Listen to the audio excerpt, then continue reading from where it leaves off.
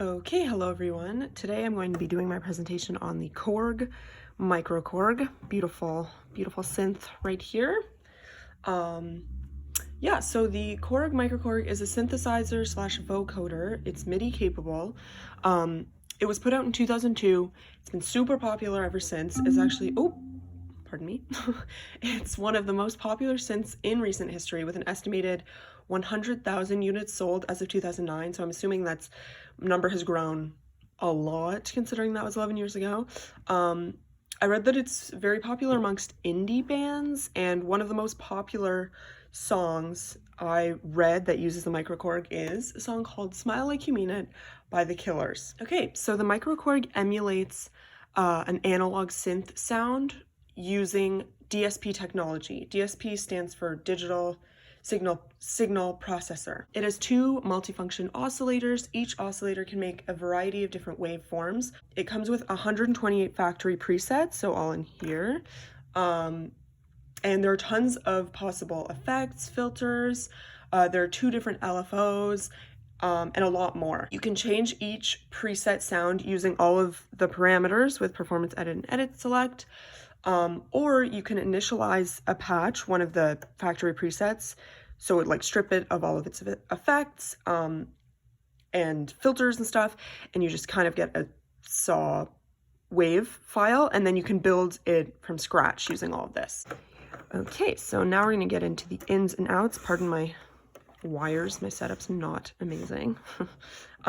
So here we have the headphone jack, which I currently have connected to a speaker through MicroKorg because I don't have a good speaker to connect into these.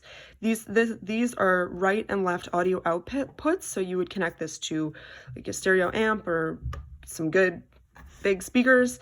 Here's the audio in for the mic or some external device. So you would put a dynamic microphone into this and a condenser microphone into this, and then here's the switch. You can turn it to mic or line if you have an external instrument, and then the volume, which controls the mic gain. Here's the audio in 2, which is for an external device. This is just a thing that the microphone that comes with the Korg comes in. Here's the MIDI through, out, and in, so you can receive and transmit MIDI device, MIDI information. Here's the power button, very important, and the power cable, which I have connected to the wall. So here's the front. All the buttons and knobs. This is the volume button, so pretty straightforward. The arpeggiator, which we'll definitely get into. If it's off, it's just a single note and then turns the arpeggiation on. Okay, it's obviously not a full keyboard, so this is an octave shift, so you can go up or down. This is a pitch and modulation wheel. That's cool, like when you're playing, recording. Here's the program select. So you have the program select bank, and each of these different genres or like sections has 16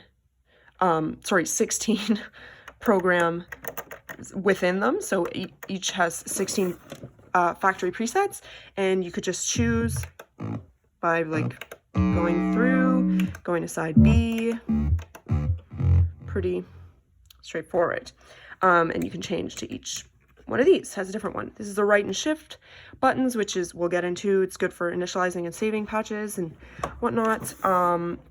Here's the edit select, and here's the performance edit. So first I'm going to talk about the performance edit. So these knobs are just, they do, like when you're performing, these knobs will just simply edit cutoff, resonance, attack, release, and tempo. So you don't need to worry about those when you're in performance edit. You can just play, change the cutoff, change the resonance, attack versus release, tempo for when the arpeggiator's on. Yeah. Okay, and then you have the edit select. So There are 2 different edit select knobs and a combined 20 different parameters to edit, and depending on where the edit select or on which edit select parameter you're set on, all of these will control different things. So when you're in edit select, you just like, this doesn't mean cut off, this isn't resonance, that's not attack, that's just in performance edit. So when you're in edit select, just ignore all of these and rely on the index, which brings me to the index. Yeah, so this is the index, or matrix as they call it. It's very important. I ignored it for the first couple days that I was learning the synth, and you definitely shouldn't do that because it's much more simple than it looks, or at least to me, it looks complicated. Yeah, so it just tells you exactly what each of these knobs do, depending on which edit select parameter you're on. So if you're on mixer, you look mixer, cutoff controls oscillator 1 level, oscillator 2 level, this controls noise level, etc. So don't look at these when you're in edit select, look at the index. Very important. Now I'm going to show you the voice parameter in edit select. So to get to edit select, you just have to turn this knob, and if this is the last knob you've triggered, then you're in edit select. So the cutoff knob when you're in edit select actually controls whether you're in synthesizer or vocoder. So you see this is green, this is red for synthesizer, green for vocoder. And when you're in vocoder, you look at the green on the index. And when you're in synthesizer, you look at the white. So we're gonna be looking at the white. Yeah, so we'll set it to synthesizer because that's what we're doing. And then this, when you're in voice, controls whether the sound is solo or layered. So like a single sound or layered. So here is what it originally sounds like. And then you can add a layer to it. It sounds like not as good, but you can see when, and some of the factory presets actually have the 2 layers, and you can tell which ones do because one of these will light up when it does have a layer, but this one doesn't. So I'm adding a layer. And it's cool because you can control which layer you're editing separately. So right now, if I were to change this, I'm controlling layer 1. But I want to control layer 2 because then you'll see it better. So you change it. Now it's on layer 2, which is that second saw waveform. And you can just change it to like, and you can hear that sounds much smoother because I've changed the second timbre layer into a sine wave. And if you want to hear the layers separately on their own soloed, you just go shift, click that, and then you'll hear that. It's just a sine wave right now, so it's not very interesting, but that, yeah. Okay, so back to voice. So yeah, solo layered, and this controls the voice assign. So you can have it monophonic, but when it's layered, you can't hear it as well. So you can tell that's monophonic, polyphonic, obviously. You can do a bunch at once. And then there's euphonic, which plays all the voices at once. Sounds like a nice full choir. It's lovely. And then this is trigger mode, which I haven't fully figured out yet because I'm mostly playing in polyphonic, and trigger mode doesn't control anything with polyphonic. And then this is the unison detune. So when you're in uniphonic, and it only works in uniphonic, otherwise it'll look like that, and same with this one. When you're in uniphonic, this just controls how much the unison is detuned. So not detuned, very detuned. It sounds kind of scary when you detune it, which could be good for some things. Yeah, so that's the voice parameter. Now we're going to get into the mod effect. Mod effect is on the second edit select knob right here. So when you're in mod effects, the first knob controls what sort of mod effect is on it. So this is flanger. This is ensemble. And this is phaser.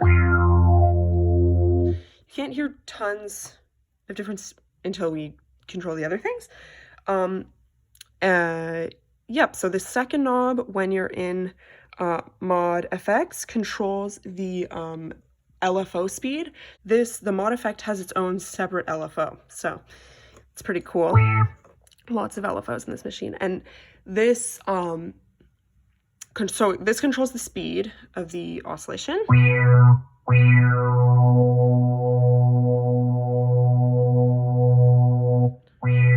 Okay. This controls the depth of the oscillation. So this, like, you couldn't really hear it before, but now when you control the depth, obviously, because the depth was at 0, so it's kind of just a straight line. When you control the depth, it makes the curves, like, deeper. So you hear that kind of, like, almost watery sound. And then if you turn this down, you'll be able to hear it better. And you can hear that LFO being slower when you change the speed. So now I'm going to show you how the arpeggiator works. So to turn it on, you just click that. And then to edit it, there's an arpeggiation A editor and B editor. And in A, all of these, this means tempo, resolution, gate, type, and range. And then in B, which is the one I'm going to go more in depth in, this controls latch. So you can turn it on or off. And latch pretty much means if it's off, you have to hold it down to hear the arpeggiator. And if it's on, you don't. Okay, I'm gonna leave it on. It's easier that way. And then this controls the swing, which is my favorite part. It's fun to play with. So that's no swing.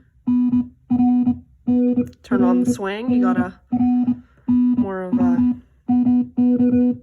sort of fun, like syncopation or whatever it's called happening. And this controls key sync. So when it's on, it'll sync to the keys, and when it's off, it won't.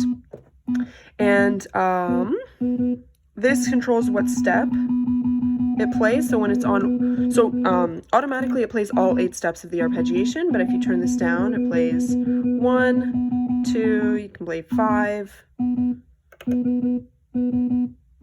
So you kind of get some cool time stuff going on when you play with that. And then this is the target timbre. So target timbre controls which layer of the timbre is playing in the arpeggiation.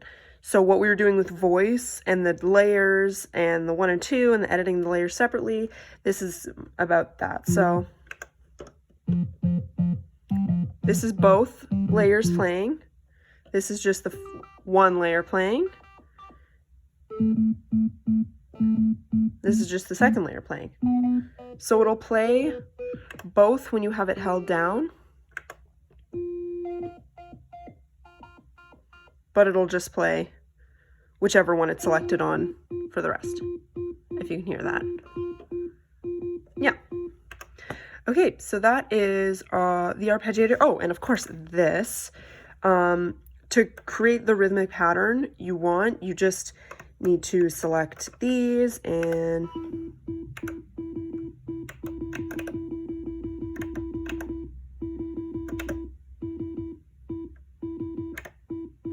it's fun to play around with. You make your own loops and all that stuff. So an important thing to remember when you're editing all this stuff or making your own sounds, to save it.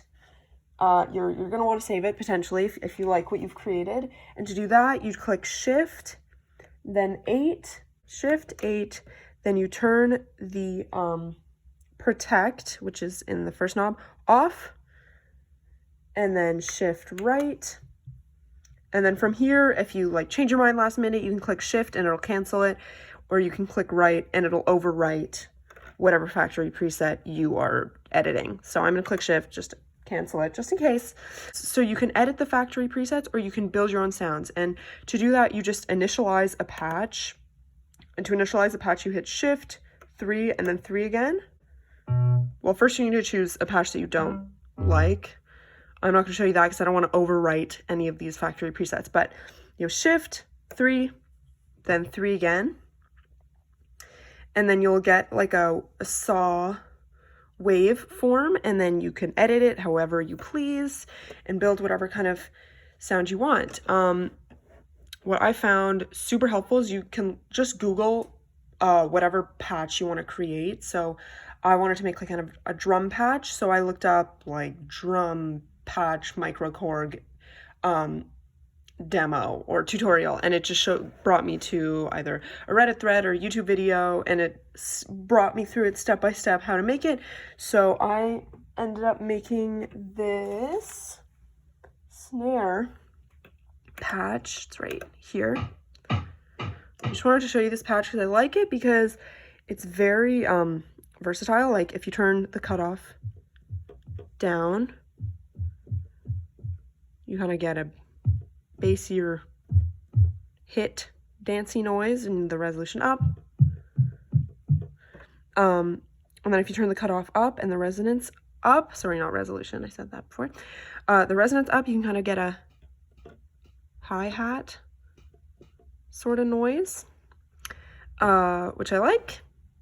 So it's a versatile sound that I made from scratch with the help of Google.